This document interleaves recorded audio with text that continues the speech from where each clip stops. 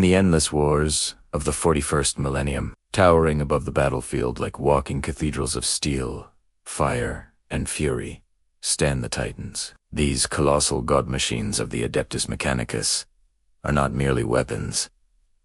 They are living embodiments of the Emperor's wrath, each a city of iron and sacred machinery. Their massive guns can level armies, their footsteps shake the ground like earthquakes, and their presence alone inspires both terror and awe. But inside these towering war engines, hidden within their sacred armor and endless machinery, there are not only gears, pistons, and reactor cores. There are men and women, flesh and blood, who dedicate their lives to serving the machine spirit of the Titan.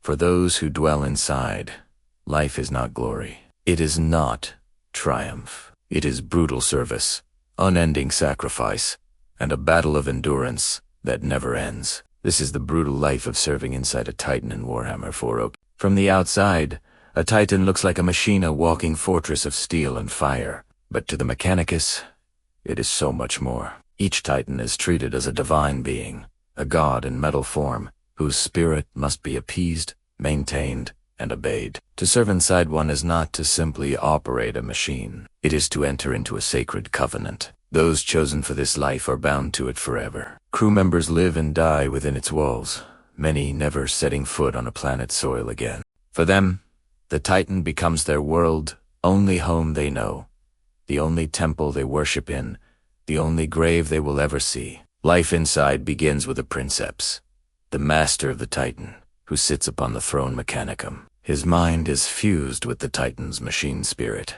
a psychic and neural bond so deep that the lines between man and machine blur until they vanish. For the Princeps, every battle is experienced, not as a commander watching from afar, but as a giant god striding across the battlefield. He feels the Titan's footsteps as his own. He hears the roar of its weapons as his own voice.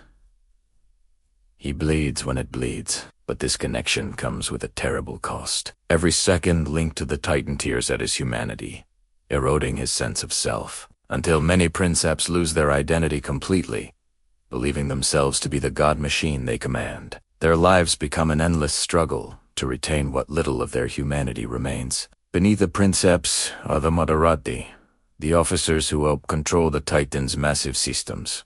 They operate weapon batteries, monitor reactor outputs, track enemy positions, and manage communications in the heat of battle. Each Moderatis is surgically augmented, hardwired into the machine's controls, their nervous systems linked directly to the Titan's weaponry. For them, pressing a command is not pushing a button. It is an act of thought, a signal transmitted through flesh, wire, and steel. Their duty is relentless, their margin for error non-existent. A single mistake could cause the Titan to overload, misfire, or fall to enemy fire. Their lives are measured in heartbeats of precision, lived inside a chamber where the screams of battle are drowned only by the endless hum of machinery. But the Titan is not only commanded, it is fed, maintained, and worshipped by a host of lesser crew. The tech priests of the Adeptus Mechanicus live permanently inside its labyrinthine holes, tending to the sacred engines, chanting binary hymns, and anointing every gear and piston with sacred oils.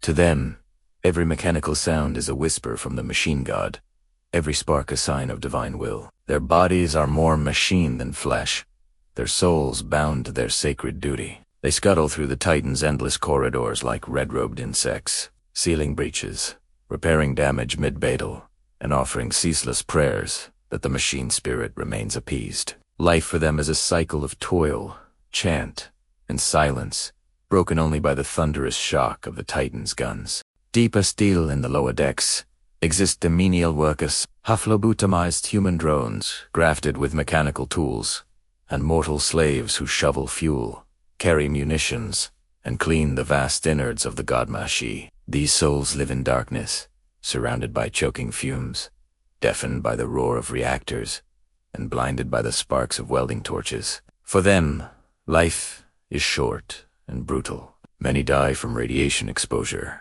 from crushing accidents, or from the Titan itself when its massive mechanisms shift without warning. Their deaths are not mourned. They are seen as necessary offerings to the machine spirit. To live inside a Titan as one of these forgotten souls is to be a living sacrifice, a cog in a god's endless hunger. The environment inside is as punishing as any battlefield. The Titan's interior is a maze of narrow metal corridors, steaming pipes, and sacred chambers filled with strange smells of oil, incense, and blood. The air is hot, suffocating, and thick with fumes. When the Titan marches into battle, the vibrations shake every bolt, every rivet, every bone in the crew's body. The sound of its cannons is so deafening that even inside, ears bleed and skulls rattle with the shock waves. Sleep is rare, stolen in cramped quarters that never escape the mechanical hum of reactors. Food is rationed, nutrient-paced, consumed while working. Rest is a prayer whispered to the Emperor, hoping to survive another march. Battle is the heart of Titan life, and it is a nightmare beyond imagination. When a Titan enters combat, its weapons unleash storms of destruction so vast that entire armies can be obliterated in minutes.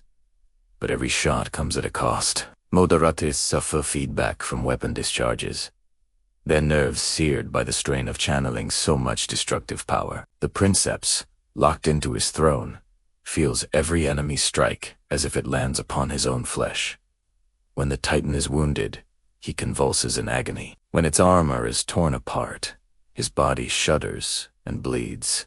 Crew are thrown against walls as shockwaves from impacts tear through the interior.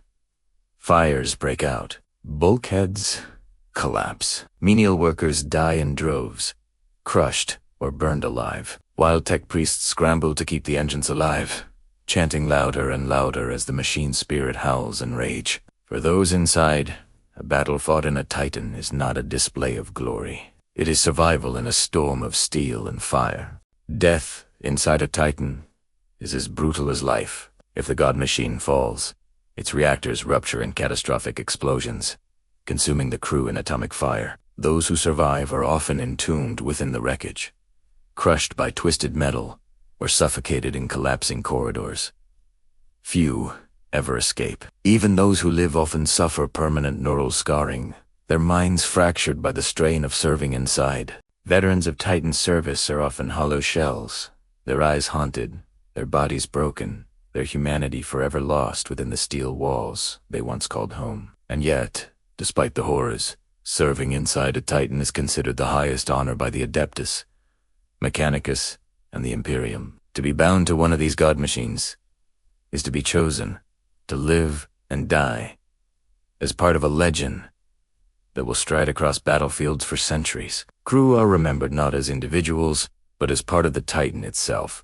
Their names may be forgotten, but their sacrifices fueled the eternal march of the Imperium's war engines. To them, glory does not come in comfort or survival. It comes in the knowledge that their suffering feeds the fires of humanity's survival. The brutal life of serving inside a Titan is not one of freedom, but of eternal bondage. It is not one of joy, but of ceaseless suffering. And yet, within the grim darkness of the far future, it is one of the greatest destinies a soul can know. For in the end, to live inside a Titan is to become more than flesh, more than bone. It is to become a part of the machine, a part of the Imperium. Endless war, a part of the Emperor's wrath itself. And in that unending cycle of duty, pain, and fire, the crew of a Titan find the only truth the galaxy offers: that there is no peace, only war, and only through sacrifice can humanity endure.